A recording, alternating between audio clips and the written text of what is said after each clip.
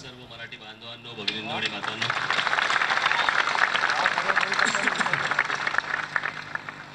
मी खरं तर 1 मिनिटासाठी बोलायला आले तुमच्याशी, म्हणून व्यासपीठ पण उंच नाही केलं फार. काही जास्ती उंच केलं की जास्ती वेळ बोलायला लागतं, त्याच्यामुळे कमी केलेलं कमी बोलायला लागतं.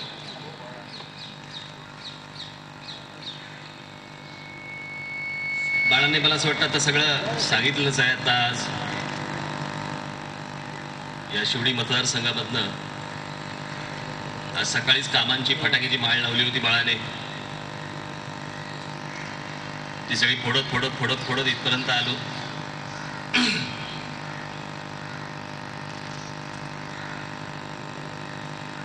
आणि हे समोरचे आणि हे बाजूचे हे कशासाठी आलेत मला माहितीच. लागतेय काय, पेटतंय का काही? नाही पेटत मग आपण पेटू, एवढासा विषय तो. मी परवा दिवशी बाळांना सांगितलं, म्हटलं तिथल्या स्थानिक नागरिकांना हवं असेल तर करा, नको असेल तर करू नका.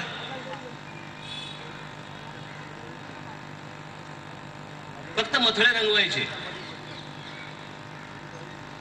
पर कॉलम सेंटीमीटर काही मिळतंय का आणि फुटेज काही मिळतंय का? इतका दूधखोळा नाही मी. महाराष्ट्राकडे वाकडी नजर बघण्यास जे बघतील त्यांना ठोकण्यासाठी म्हणून काढलेला हा महाराष्ट्र नवनिर्माण सेना पक्ष आहे. मी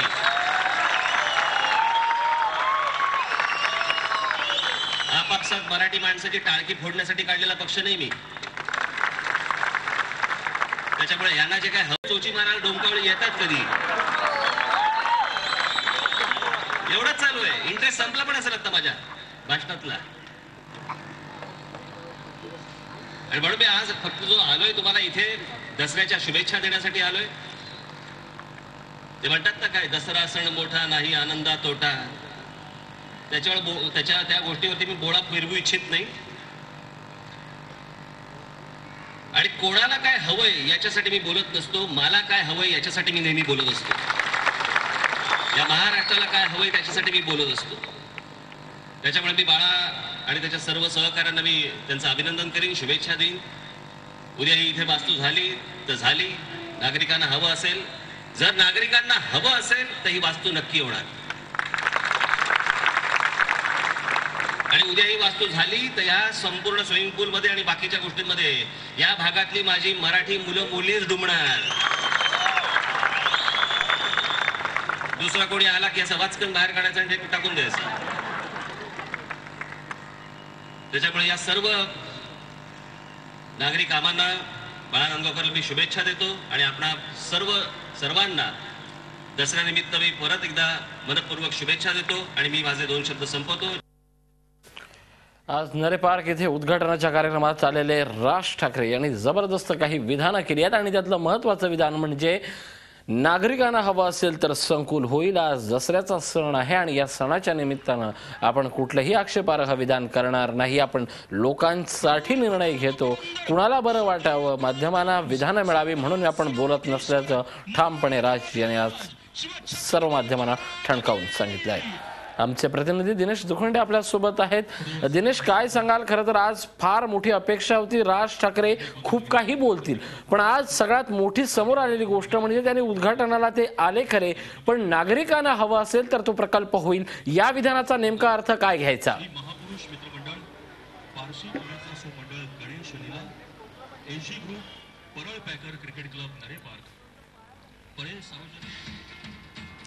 ऋषी, आज भाषणातून त्यांनी हा मुद्दा एक स्पष्ट केलेला आहे की महाराष्ट्रातल्या जनतेच्या ते पाठीशी आहेत आणि महाराष्ट्रातल्या जनतेला जे स्वीकारायचं आहे तेच त्यांच्या माध्यमातून होईल. मात्र या सगळ्यात महत्वाचा मुद्दा आहे की ज्या पद्धतीने शिवसेनेने आक्रमकपणे या प्रकल्पांच्या विरोधात पवित्रा घेतला होता, आज एकूण या सर्व प्रकल्पांच्या ठिकाणी ते दिसले नाहीत.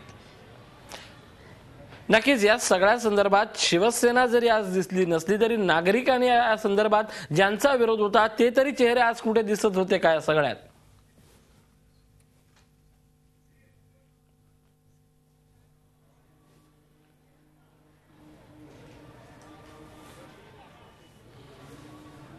ऋषी, या प्रकरणामध्ये जो शिवसेनेचा मूळ आक्षेप होता की या ठिकाणी जी दिवंगत आमदार विठ्ठल चव्हाण यांच्या माध्यमातून जी अभ्यासिका उभी केली गेली, शिवसेना प्रमुखांनी या वास्तूचं उद्घाटन केलं होतं.